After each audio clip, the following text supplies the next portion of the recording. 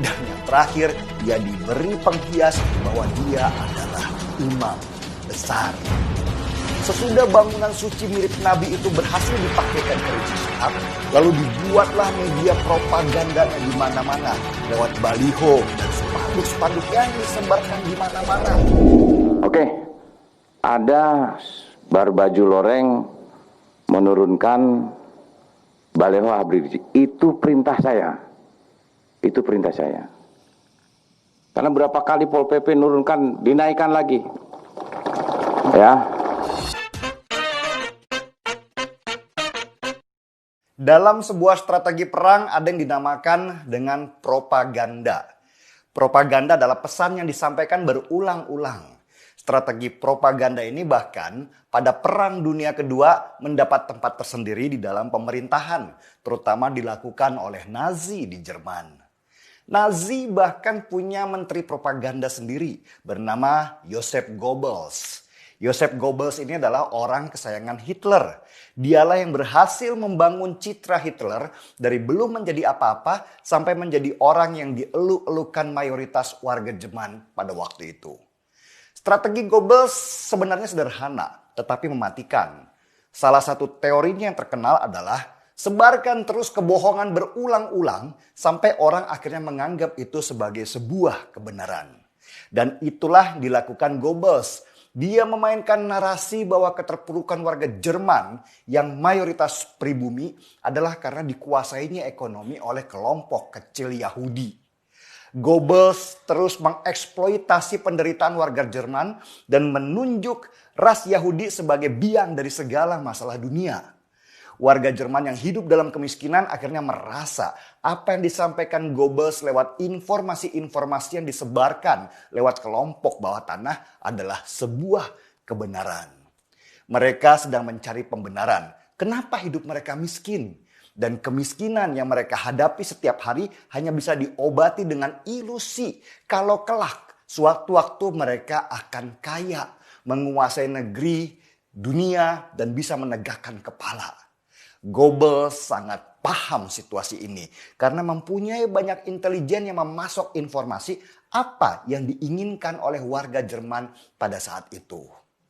Dan semua ilusi warga Jerman yang menderita dan butuh harapan itu diwujudkan Goebbels dalam satu sosok, sang revolusioner, sang pencerah, orang yang akan membawa Jerman menjadi pemimpin dunia, orang yang akan mengangkat mereka dari keterpurukan. Namanya Adolf Hitler. Hitler adalah orang yang cocok sebagai simbol bagi Goebbels. Dia orator ulung, dia ideologis. Kebenciannya pada Yahudi terpupuk oleh pemikiran dalam pengalaman dia sehari-hari yang miskin. Dan Hitler pun menjadi kandidat untuk dibesarkan oleh kelompok pengusaha fasis yang ingin merebut ekonomi dari kelompok Yahudi. Mereka tergabung dalam Partai Sosialis Nasional atau disingkat Nazi, di mana Hitler dijadikan pemimpin mereka. Goebbels kemudian merancang beberapa gambar Hitler dalam posisi yang sudah diatur untuk memainkan persepsi publik. Maka bermunculanlah baliho-baliho Hitler di seluruh Jerman dengan slogan-slogannya yang heroik. Seperti ras Arya adalah ras terbaik di dunia. Sampai narasi kebencian bahwa semua masalah itu karena Yahudi berkuasa. Dihajar setiap hari dengan gambar Hitler dan slogan-slogannya dan dibombardir dengan informasi-informasi bohong yang semakin lama dianggap sebagai sesuatu yang benar. Warga Jerman pun terhipnotis. Mereka akhirnya mengangkat Hitler sebagai sosok yang akan menyelamatkan hidup mereka dari penderitaan, kemiskinan, keterpurukan, dan dari segala masalah mereka sekarang. Hitler menjadi nabi baru dan sosoknya diagung-agungkan. Dia kemudian berkuasa dan begitulah ceritanya sampai akhirnya seluruh dunia terlibat dalam sebuah perang yang mematikan. Model yang sama dengan yang dirancang Goebbels di Jerman terjadi di Indonesia. Coba perhatikan saja narasi-narasi yang beredar banyak di media sosial. Kebencian terhadap Cina, bangkitnya PKI, ditindasnya umat muslim di Indonesia yang mayoritas adalah narasi-narasi bohong yang terus disebarkan untuk membangkitkan ketakutan dan membangkitkan kebencian yang nanti akan berujung pada sebuah revolusi besar. Dan untuk sebuah revolusi dibutuhkan sebuah sosok yang mirip Hitler. Seorang orator ulung yang bisa menyihir orang dengan kata-katanya. Seorang yang rasis yang dalam pikirannya hanya bagaimana cara berkuasa meskipun itu harus mengorbankan banyak jiwa.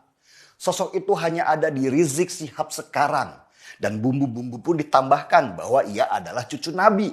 Dan siapapun yang menghina cucu Nabi, ia tidak akan dapat surga karena dibenci Tuhan. Selain cucu Nabi, Rizik juga ulama yang harus diikuti perkataannya meskipun ia banyak salahnya. Semua kebobrokannya ditutupi dan yang disalahkan adalah aparat keamanan karena mengkriminalisasi ulama. Dan yang terakhir, ia diberi penghias bahwa dia adalah imam besar. Sesudah bangunan suci mirip Nabi itu berhasil dipakaikan ke Rizik Syihab, lalu dibuatlah media propagandanya di mana-mana lewat baliho dan spanduk-spanduk yang disebarkan di mana-mana. Teori Goebbels dipakai, sebarkan kebohongan berulang-ulang sampai dia menjelma menjadi sebuah kebenaran. Dan bahayanya ketika banyak orang benar-benar menganggap bahwa Rizik adalah pahlawan Islam, pengikutnya makin lama makin bertambah. Model pengikutnya pasti mirip dengan model pengikut Hitler pada masanya. Bodoh, miskin, punya masalah, pengangguran, dan mereka yang suka diberikan mimpi-mimpi bahwa kelak Islam akan berjaya. Kalaupun ada yang berpendidikan, biasanya mereka menggunakan barisan itu sebagai kendaraan untuk kepentingan kelompok mereka pribadi. Propaganda Rizik ini benar-benar didanai dan dimainkan oleh kelompok elit politik yang ingin mendapatkan kekuasaan. Itulah kenapa ketika Pangdam Jaya menghancurkan baliho-baliho itu, orang-orang politik itu teriak, Rizik adalah investasi mereka sejak lama. Dan ketika simbol propaganda itu dihancurkan, hancur juga harapan mereka untuk bisa memenangkan pertarungan di pilkada dan pilpres kelak. Model propaganda seperti Rizik ini berbahaya. Dia membangun kebencian-kebencian lewat slogannya, sekaligus menipu masyarakat umum bahwa Islam sekarang sedang ditindas oleh penguasa. Dan kalau tidak dihentikan sekarang atau simbol-simbolnya dihancurkan, maka kelak dia akan menjelma menjadi monster yang bisa mengumpulkan banyak orang bodoh dan melakukan kejahatan besar dengan bungkus agama. Pangdam Jaya sudah melakukan hal yang benar. Dia sudah mematikan api kecil yang kelak dibiarkan akan membuat negara dalam kebakaran besar. Jokowi juga sudah benar dengan membangun ekonomi dan lapangan pekerjaan sebanyak-banyaknya supaya tidak banyak pengangguran yang dimanfaatkan kelompok kecil elit politik yang ingin berkuasa untuk kekayaan mereka dan kroninya. Rizik kalau tidak dihadang sekarang, dia kelak akan menjadi Hitler dalam bentuk lain di negeri ini. Hitler yang berbaju agama dan akan membuat kerusuhan di mana-mana. Cuma memang menghancurkan simbol Rizik nggak mudah. Kalau ia dihabisi dengan cara keras, akan muncul Rizik-Rizik lain yang mungkin akan jauh lebih gila dan satu saat kita akan lebih repot menghadapinya. Mumpung dia belum menjadi besar, mari kita hancurkan simbol-simbol mereka dan tumbuhkan simbol baru tentang keragaman, kebinekaan, dan persatuan atas nama seluruh bangsa Indonesia. Seruput dulu kopinya.